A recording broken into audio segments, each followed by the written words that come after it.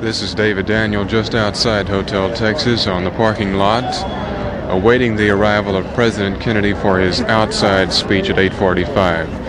A police captain has estimated the crowd at 2,000 people. They're about 50 deep, forming an arch behind wooden barricades and forming a semicircle. An announcement was just made that President Kennedy, along with Vice President Johnson, Senator Yarborough, and Representative Jim Wright would be here in just a moment, and urged the crowd to bear with us.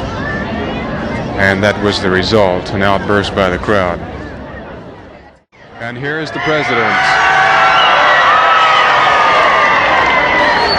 President Kennedy is flanked by Representative Jim Wright. You hear the crowd applaud him. He's making his way across 8th Street.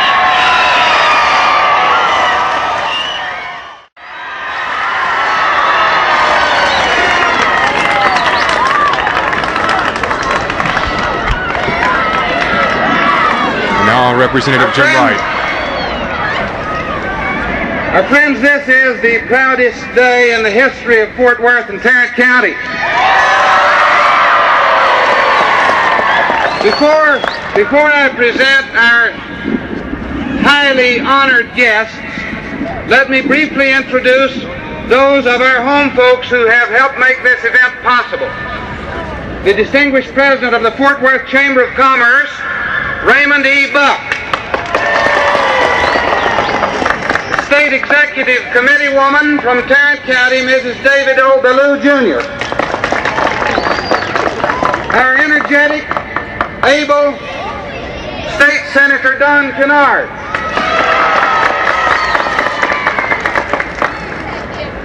May I present to you the senior senator from the state of Texas, the Honorable Ralph W. Yarborough. And one who hardly needs an introduction, Fort Worth's own distinguished governor of Texas, John B. Connally. And now it is my high honor and great privilege to present to you the greatest Texan of them all, who has reflected more glory and credit upon the Lone Star State, done more good for the Lone Star State, served the nation more admirably than any other Texan in the history of our state, the Vice President of the United States, Lyndon B. Johnson. Congressman Wright, Mr. President, Senator Yarborough, Governor Connally, ladies and gentlemen, it is my high honor and my great privilege to present to the good people of Fort Worth our able, our beloved, our fearless leader of the United States and all the free world, the President of the United States.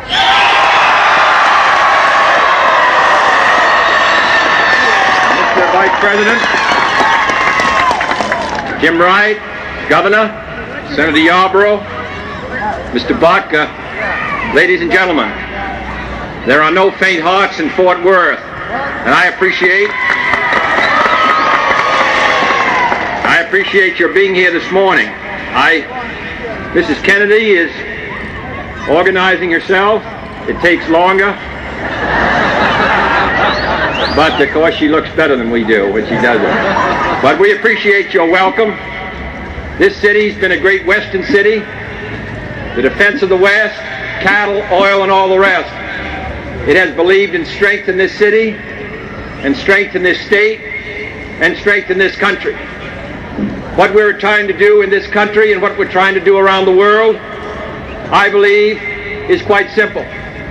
And that is to build a military structure which will defend the vital interests of the United States. And in that great cause, Fort Worth, as it did in World War II, as it did in developing the best bomber system in the world, the B-58, and as it will now do in developing the best fighter system in the world, the TFX, Fort Worth will play its proper part. And that is why we have placed so much emphasis in the last 3 years in building a defense system second to none. Until now, the United States is stronger than it's ever been in its history. And secondly, we believe that the new environment, space, the new sea, is also an area where the United States should be second to none. And this state of Texas and the United States is now engaged in the most concentrated effort in history to provide leadership in this area as it must here on Earth. And this is our second great effort. And next December, next month, the United States will fire the largest booster in the history of the world, putting us ahead of the Soviet Union in that area for the first time in our history. And thirdly, for the United States to fulfill its obligations around the world requires that the United States move forward economically, that the people of this country participate in rising prosperity. And it is a fact in 1962 and the first 6 months of 1963, the economy of the United States grew not only faster than nearly every Western country, which had not been true in the 50s, but also grew faster than the Soviet Union itself. That's the kind of strength the United States needs economically, in space, militarily. And in the final analysis, that strength depends upon the willingness of the citizens of the United States to assume the burdens of leadership. I know one place where they are.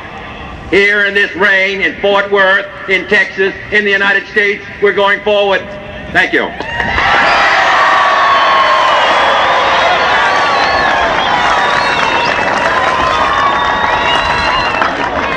The President now takes his...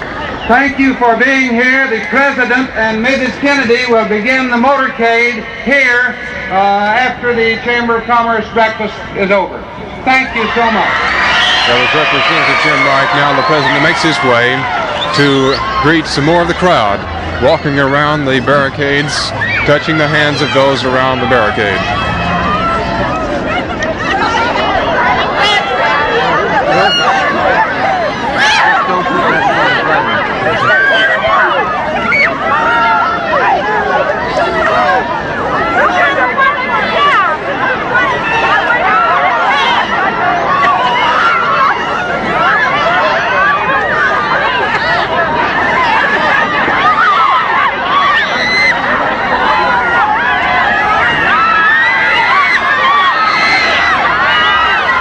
This is the crowd as they shake hands with President Kennedy. He's making his way through the crowd.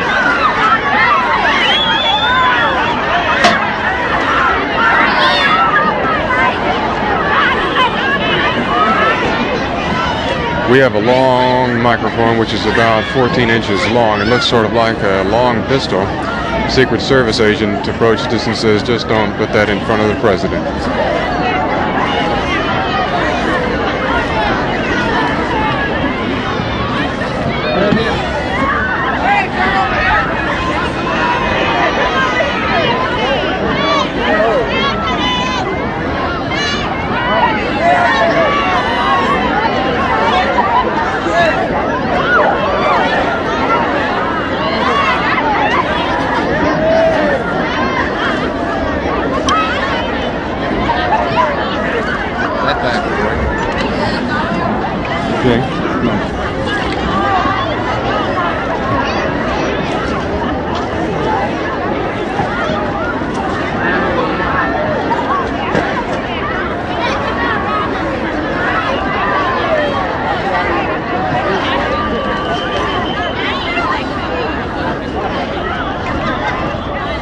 The President is weeding his way slowly through the crowd as many more crowd around him, trying to reach out, stretch out, touch his hand. Many have cameras trying to take pictures. This is David Daniel on the parking lot of Hotel Texas, now returning you to the studio.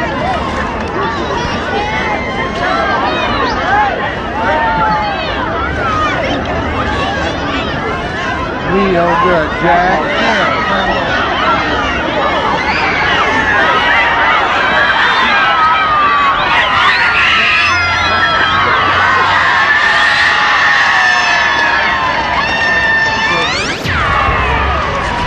Now the president has decided to go shake the hand of a sheriff's posse rider.